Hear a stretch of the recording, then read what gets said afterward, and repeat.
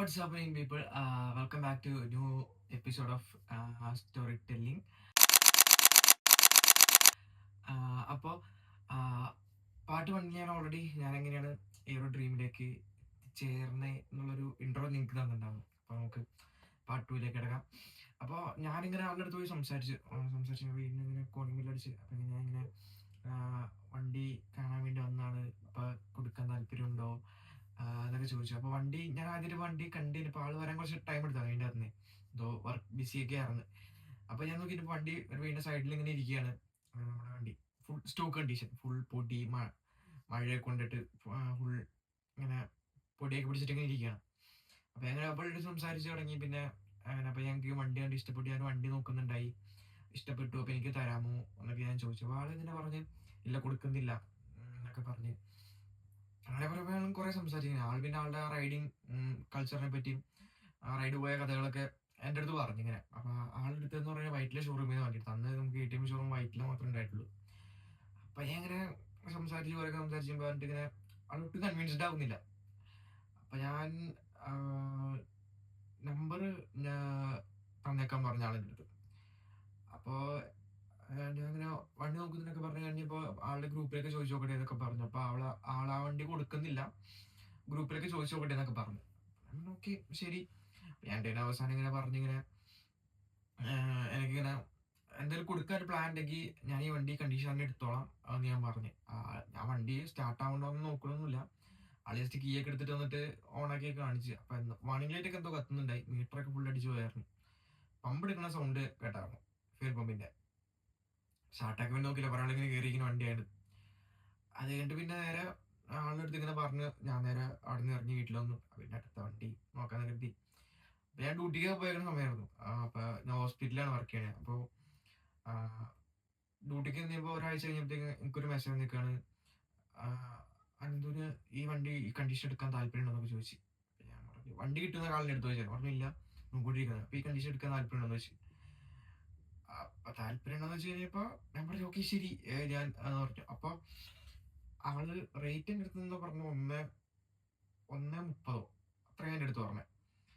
അവിടെ ആ ഒരു കണ്ടീഷൻ, കാരണം അന്ന് BS3 ഇങ്ങനെ ഒരു ഡിമാൻഡ് ഇങ്ങനെ കൂടിയ സമയമായിരുന്നു.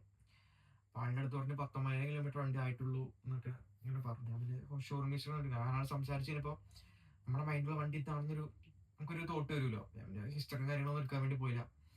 അങ്ങനെ അതിന് എൻ്റെ ബാക്കി എമൗണ്ട് ഉണ്ടായില്ല, വീട്ടിൽ മറിക്കാനില്ല. അങ്ങനെ എനിക്ക് വേറെ റോൾ ചെയ്യാൻ ഫ്രണ്ട്സ് ഇല്ല. അങ്ങനെ അപ്പോൾ ഞാൻ ചെയ്തെന്ന് പറഞ്ഞു കഴിഞ്ഞാൽ സെക്കൻഡ് ഹാൻഡ് ഫിനാൻസ് ചെയ്യുന്ന ആൾക്കാരെ അന്വേഷിക്കാൻ തുടങ്ങി. കാരണം നമ്മുടെ ഈ ഡ്രീം വിട്ട് കളയാനും പറ്റത്തില്ല.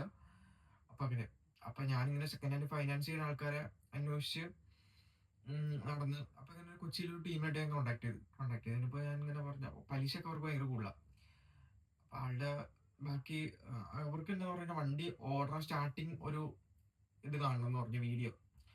അങ്ങനെ അപ്പം വണ്ടി സ്റ്റാർട്ടാക്കാൻ പറ്റില്ല, കാരണം ബാക്കി എഞ്ചിനകത്ത് മറ്റേ റസ്റ്റ് ആയിട്ടുള്ള ഫ്യൂവലൊക്കെ ഇറക്കി കഴിഞ്ഞ് കഴിഞ്ഞാൽ പണിയുണ്ട്, ഇൻജക്ടറും കാര്യങ്ങളൊക്കെ പോവുകയൊക്കെ ചെയ്യും. അപ്പം ഞാൻ എൻ്റെ ഫ്രണ്ടിനെ എന്നിട്ട് ആലോചിച്ച് എന്താ ചെയ്യാനുള്ളത്.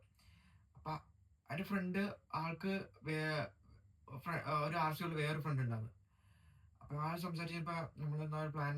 അപ്പം എനിക്ക് തന്നെ ഒരു ഐഡിയ എങ്ങനെ നമുക്ക് ഇങ്ങനെ വന്നതിനിപ്പോൾ ഈ വണ്ടി എടുത്തിട്ട് നമ്മൾ വീഡിയോ എടുത്ത് മറ്റേ വണ്ടി സ്റ്റാർട്ട് ആവേണ്ട ഐഡിയലിംഗ് ഉണ്ട്, റിവ്യൂ ആണ്, അതിൻ്റെയൊക്കെ വീഡിയോ എടുത്ത് എന്നിട്ട് നമ്മൾ ഞാൻ എടുക്കാൻ പോണ വണ്ടിയുടെ അതേപോലെ വീഡിയോ എടുത്തു. നമ്മൾ കീയൊക്കെ ഓൺ ആക്കണതും സ്റ്റാർട്ടർ ബട്ടൺ പ്രസ് ചെയ്യണമൊക്കെ കറക്റ്റ് വീഡിയോ എടുത്ത് റിവ്യൂ ചെയ്യണൊക്കെ വീഡിയോ എടുത്ത് അങ്ങനെ നമ്മൾ ഫൈനാൻസർക്ക് അയച്ചു കൊടുത്തതിന് അങ്ങനെ എല്ലാം എഡിറ്റ് ചെയ്ത് സെറ്റായി കറക്റ്റ് ടൈമിംഗ് ഒക്കെ നോക്കി ഭയങ്കര എഡിറ്റ് ചെയ്ത് ഞാൻ സെറ്റാക്കി അയച്ചു കൊടുത്ത്. ലോൺ അപ്രൂവ് ആയി കഴിഞ്ഞിട്ട് ആളുടെ അക്കൗണ്ടിൽ ഫണ്ട് പോയി. ഞാനും അമ്മയും പോയി വണ്ടി എടുക്കാൻ പോയിട്ട് ആളുടെ അടുത്ത് ബാക്കി. അപ്പം ഞാൻ പൈസ കൊടുക്കാൻ നേരത്ത് അക്കൗണ്ട് ട്രാൻസ്ഫറിന് ചെയ്യാൻ നേരത്ത് അക്കൗണ്ട് ട്രാൻസ്ഫർ ആവുന്നില്ല. എന്നിട്ട് പിന്നെ ഞങ്ങൾ ATM പോയി പൈസ എടുത്ത് ബാക്കി പൈസ കൊടുത്ത് വണ്ടി സ്റ്റാർട്ടാവാൻ നോക്കുന്നില്ല. കാരണം എനിക്ക് ആകെ മൊത്തം പട്ടി പിടിച്ചു വണ്ടി ഇങ്ങനെ കിട്ടണം എന്നുള്ള മൈൻഡാണ്. അതിൻ്റെ പിന്നെ അന്ന് പൈസ കൊടുത്ത് ബാക്കി അങ്ങനെ ഡോക്യുമെന്റ്സ് കാര്യങ്ങളൊക്കെ വണ്ടി പേര് മാറാനൊക്കെ കൊടുത്ത് അങ്ങനെയെല്ലാം സെറ്റായി. അത് കഴിഞ്ഞിട്ട് പിന്നെ നേരെ ഞാനൊരു ഫ്രണ്ടിനോട് കൂടി രാത്രി വന്നിട്ട് നേരെ വണ്ടി ഞങ്ങൾ ചവിട്ടി തള്ളി. ആളുടെ ഒരു ഒലയുണ്ടായിരുന്നു, ഒലയുടെ സ്കൂട്ടറാണ്. ചവിട്ടി തള്ളി നേരെ എൻ്റെ വീട്ടിൽ കൊണ്ടുവച്ച്.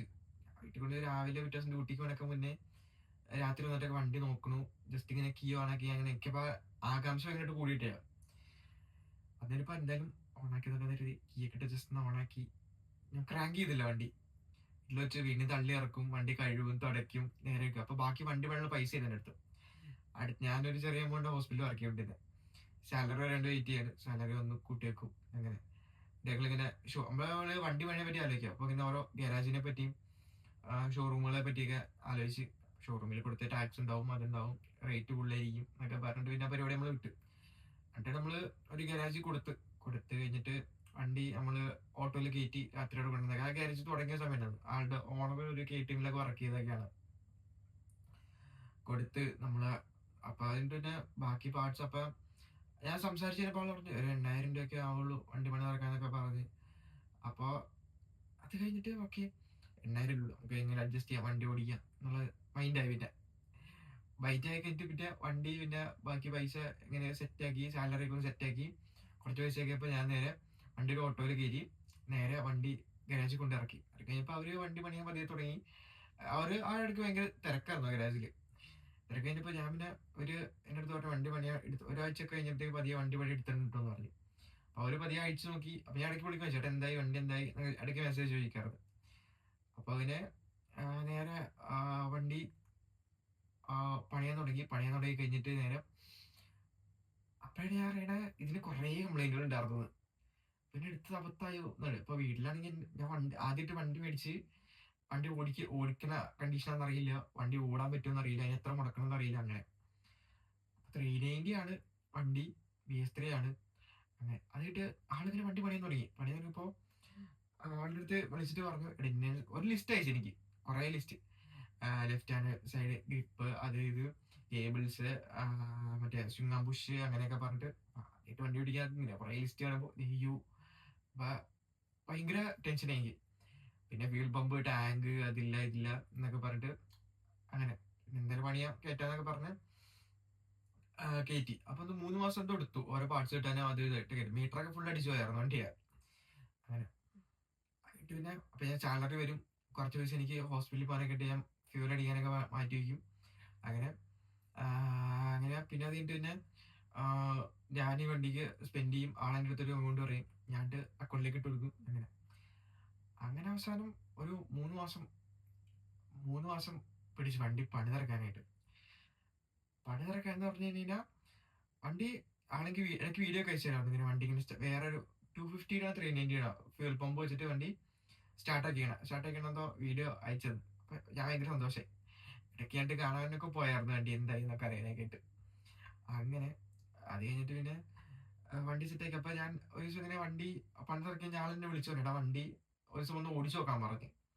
കിട്ടൊന്നും കേട്ടില്ല. അപ്പൊ ഞാൻ ഓടിച്ചു നോക്കിയിട്ട് എനിക്ക് ഭയങ്കര വണ്ടി ഇഷ്ടപ്പെട്ടു, ഭയങ്കര സ്മൂത്ത്, വണ്ടി ഭയങ്കര ഇഷ്ടപ്പെട്ടു എനിക്ക്. അയ്യോ, ഞാൻ എന്തോ കിളിവാറിയ അവസ്ഥയായിരുന്നു.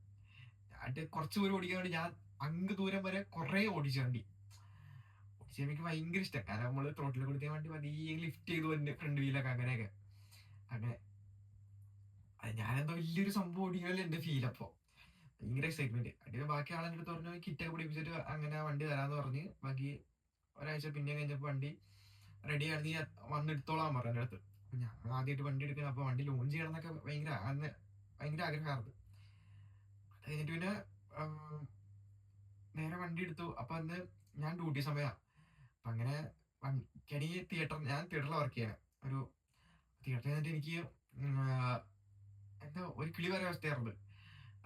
ഭയങ്കര കൈയും കാലൊക്കെ ഇങ്ങനെ തണുത്ത് പോണ ഒരു അവസ്ഥയായിരുന്നു. കാരണം വണ്ടി എടുക്കണം ഡ്യൂട്ടി സാധനം തീരുന്നില്ല. ഞാനിങ്ങനെ ക്ലോക്ക് നോക്കും, നേരെ ആലോചിക്കും അങ്ങനെ. അപ്പൊ ഭയങ്കര മഴ. അപ്പൊ എന്റെ ഫ്രണ്ട് വിളിച്ചാണ് ഭയങ്കര മഴയാണ് എന്നൊക്കെ പറഞ്ഞു. ഞാൻ പറഞ്ഞു എന്തായാലും നമുക്ക് പോവാം, വണ്ടി നമുക്ക് ഇന്ന് എടുക്കാന്ന് പറഞ്ഞു. അപ്പൊ പിന്നെ ഞാൻ ആലോചിക്കാം എങ്ങനെ ഇവിടെ ചാടുന്നുള്ളത്. അപ്പൊ പിന്നെ ഞാൻ പറഞ്ഞു ഇങ്ങനെ എൻ്റെ ഒരു കള്ളം പറഞ്ഞു. പിന്നെ ഒരു റിലേറ്റീവിന് ഹോസ്പിറ്റലാണ്, എമർജൻസി എനിക്ക് ഇങ്ങനെ പോകണമെന്ന് പറഞ്ഞ്. അപ്പൊ ആരോ റിലീവ് ചെയ്യാൻ വന്ന് ഞാൻ അവിടെ നേരെ ഇറങ്ങി.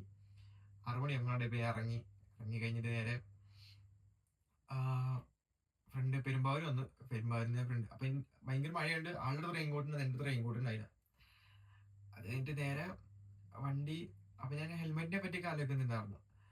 അങ്ങനെ അത് കഴിഞ്ഞിട്ട് നേരെ വണ്ടി എടുക്കാൻ വേണ്ടി ചെന്നതിനിപ്പോ അപ്പൊ കേക്കൊക്കെ വാങ്ങിട്ട് വരാൻ പറഞ്ഞു. അപ്പൊ പിന്നെ ഫംഗ്ഷൻ വെക്കാൻ പറ്റത്തില്ല, കാരണം പിന്നെ അവർക്ക് കുറച്ച് മിഠായിയും കുറച്ച് സ്വീറ്റ്സ് ഒക്കെ മേടിച്ച് ഞാൻ അവർക്ക് കൊടുത്തു. അവിടെ കറണ്ടൊക്കെ പോയിക്കായിരുന്നു, ഫുള്ള് ഇരുട്ടൊക്കെ ആയിരുന്നു കേട്ടോ. പിന്നെ രാത്രി വണ്ടി ഞാൻ എടുത്ത് വണ്ടി പതിയെ ഓടിച്ച് ഇറക്കി. അങ്ങനെ നേരെ എത്തി. അത് കഴിഞ്ഞിട്ട് പിന്നെ പമ്പിലെത്തി ഫ്യൂൽ അടിച്ച് കഴിഞ്ഞപ്പോ 600 രൂപയ്ക്ക് അടിച്ചേ, കാരണം അതിന് ഒട്ടും പമ്പില്ലാറ്, ഫ്യൂൽ ഇല്ലായിരുന്നു. നേരെ വീട്ടിൽ കൊണ്ടുവന്നപ്പോ ഫ്രണ്ട് ഓടിച്ച് നോക്കി, കുറച്ച് ദൂരം ഓടിച്ച്, പിന്നെ ഞാൻ ഓടിച്ച് നേരെ വീട്ടിലൊന്ന്, കാരണം ആ സമയത്ത് ആളുടെ അടുത്ത് ഹെൽമെറ്റ് ഞാൻ മേടിച്ചായിരുന്നു. ജസ്റ്റ് ഓപ്പൺ പീസ് ഹെൽമെറ്റ് ആണ്.